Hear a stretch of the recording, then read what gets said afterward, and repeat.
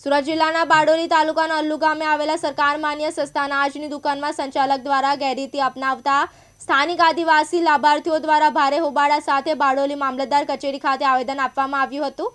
અલ્લુ ગામે આવેલા સસ્તા અનાજની દુકાનો સંચાલક સેવક બાબર ઘોડિયા આંબલી ફળિયા અલ્લુ પ્રત્યેક મહિનાની આખરમાં વિવિધ રેશન કાર્ડ ધારકોને માત્ર 4 થી 5 દિવસ અનાજ વિતરણ કરતો હોવાનું જણાવતા દુકાનદાર દ્વારા ઓછું અનાજ આપવાની ગેરરીતિ સહિત લોકોને કૂપન ના આપવી વગેરે જેવી બાબતોએ લાંબા સમયથી હેરાનગતિ પહોંચાડતા લોકોમાં આક્રોશ ફેલાયો હતો। અવારનવાર ફરિયાદ કરવા છતાં પુરવઠા વિભાગ દ્વારા યોગ્ય તપાસ ના થતા ભારે આક્રોશ સાથે આજે બૌદ્ધ આદિવાસીઓ ગ્રાહકો દ્વારા બારડોલી તાલુકા સેવા સદન ખાતે મામલતદારને લેખિત આવેદન આપી તટસ્થ તપાસ કરી યોગ્ય કાર્યવાહી કરવા માંગ કરી હતી। ગામ લોકો દ્વારા કૂપન પ્રમાણે મળવાપાત્ર અનાજ કરતાં ઓછું અનાજ આપવું અને ઓનલાઈન કૂપન પણ ના આપવી જેવા મુદ્દાઓ રજૂ કરી ભૂતકાળમાં અનાજની હેરાફેરી સહિત ગત નવેમ્બર માસના સરકારી અનાજની હેરાફેરીના પુરાવાઓ હોવાની રજૂઆત કરાઈ હતી। બારડોલીનું પુરવઠા તંત્ર કેવા પગલાં ભરે છે તે જોવું રહ્યું। મારું નામ અંકિત કુમાર મનુભાઈ પટેલ, હું રહું છું અલ્લુ।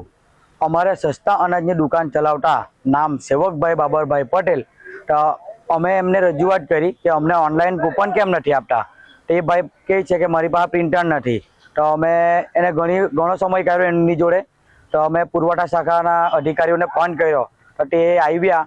એણે બી એ જ રજૂઆત કરી એમણે બી કે તમે પ્રિન્ટર ક્યાં ગયું સેવકભાઈ તમારું? તો એણે કહે કે પ્રિન્ટર મારી પાસે નથી।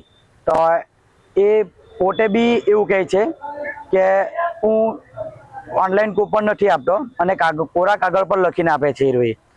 તો અમે પેલી જે અધિકારી આવેલા એમને પૂછ્યું તો એમનો સ્ટોક ગણ્યો, પછી સ્ટોક ગણ્યો ત્યારબાદ સેવકભાઈ કંઈ સરખો જવાબ નથી આપતા।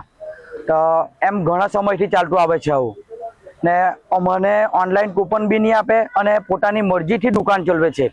4-5 દિવસ 4-5 દિવસ જ અનાજ આપે છે, મહિનાની છેલ્લી 25 તારીખથી 30 તારીખ સુધી જ અનાજ આપે છે। તો અમારા આદિવાસીઓનું અનાજ જે કામે જઈને ખાય છે તો એ કઈ રીતે અનાજ 5 દિવસમાં લઈ શકે? એમને 100 રૂપિયા રોજ હોય તો 5 દિવસમાં એ લોકો પાસે 100 રૂપિયા નહીં બી આવી શકે, કોઈ વાર કામ નહીં મળે તો કઈ રીતે 5 દિવસમાં એ લોકો અનાજ લઈ શકે?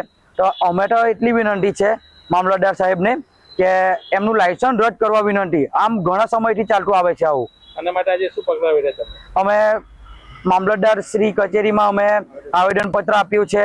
એમણે એમ કીધું અમને કે અમે આના કડકથી કડક પગલાં લેશું અને હાલમાં જે બધાનું અનાજ કટ કરેલું છે આણે તો એના ઘરમાં 30 થી 40 કટ્ટા પડેલા છે। તો એની કાર્યવાહી કરવા અમે મામલતદારશ્રીને કહીએ છીએ કે તમે આની જલ્દીથી જલ્દી કાર્યવાહી કરો।